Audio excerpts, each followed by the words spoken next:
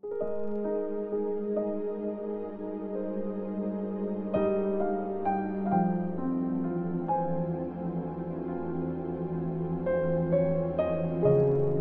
John chapter 3. Mga anak ng Diyos. Tingnan niyo kung gaano tayo kamahal ng Ama para tawag niya tayo mga anak niya. At yun ang totoo. Ito ang dahilan kaya hindi tayo kilala ng mundo. Kasi hindi nito kilala ang Diyos. Mga kaibigan, mga anak na tayo ng Diyos ngayon. Hindi pa maliwanag kung ano mangyayari sa atin.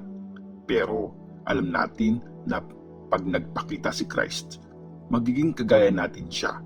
Kasi makikita natin kung sino talaga siya. Ang sinumang ganito ang inaasahan tungkol kay Christ. Nag-iingat sila para hindi magkasala. Kasi malinis at hindi nagkasala si Christ. Ang sinumang nagkakasala ay guilty sa paglabag sa batas ng Diyos. Kasi ang kasalanan ay paglabag sa batas. Alam niyong dumating si Christ para alisin ang mga kasalanan natin at hindi siya nagkasala. Kaya lahat ng nakipag-isa na kay Christ, hindi na sila gumagawa ng kasalanan. Pero kung sige pa rin sila sa kasalanan, hindi pa talaga nila nakikita o nakikilala si Christ. Huwag kayong magpaloko, mga anak. Ang gumagawa ng tama ay matuwid kagaya ni Christ.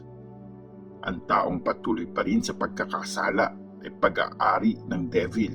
Kasi sa simula pa lang, nagkakasala na ang devil. Dahil dito, dumating ang anak ng Diyos para sirain ang mga gawa ng devil. Hindi na nagpapatuloy sa kasalanan ang mga anak ng Diyos. Kasi nasa kanila ang character ng Diyos. At dahil ang Diyos ang tatay nila, hindi sila pwede magpatuloy sa kasalanan. Ganito makikilala kung sino ang anak ng Diyos at sino ang anak ng devil. Yung mga hindi gumagawa ng tama at hindi nagmamahal sa kapwa, hindi sila anak ng Diyos. Magmahalan tayo. Ito ang mensaheng narinig nyo mula pa nung una. Magmahalan tayo. Huwag nating gayahin si Cain. Kampon siya ng masama at pinatay niya ang kapatid niyang si Abel. Bakit niya ginawa yon? Kasi masama ang mga ginawa niya at mabuti naman yung sa kapatid niya. Kaya huwag na kayong magtaka, mga kapatid, kung galit sa inyo ang mga tao dito sa mundo. Alam natin na lumipat na tayo mula sa kamatayan papunta sa buhay. Kasi mahal natin ang kapwa natin. Yung mga hindi nagmamahal, nasa ilalim pa rin sila ng kapangyarihan ng kamatayan. Mamamatay tao ang mga galit sa kapwa nila. At alam niyong wala silang buhay na walang hanggan. Ganito natin nalalaman kung ano ang pagmamahal. Ibinigay ni Christ ang buhay niya para sa atin. Kaya tayo rin dapat ibigay natin ang buhay natin para sa iba.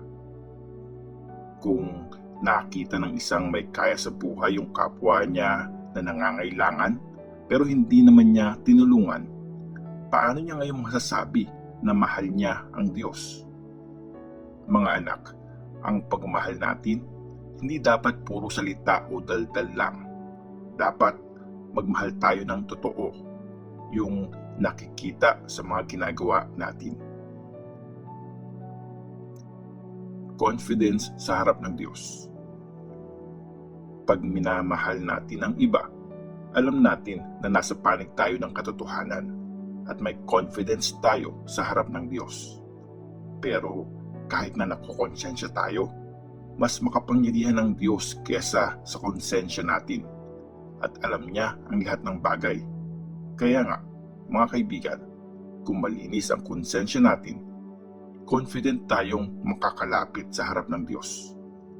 Natatanggap natin mula sa Kanya ang kahit anong hingin natin kasi sinusunod natin ang mga utos niya at ginagawa natin kung ano ang nagpapasaya sa Kanya. Ito ang utos ng Diyos sa atin. Maniwala tayo sa anak niyang si Jesus Christ at mahalin natin ang isa't isa gaya ng inutos niya.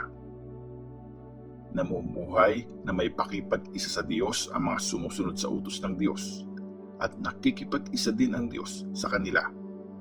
Alam nating nakikipag-isa ang Diyos sa atin dahil sa Espiritong binigay niya sa atin.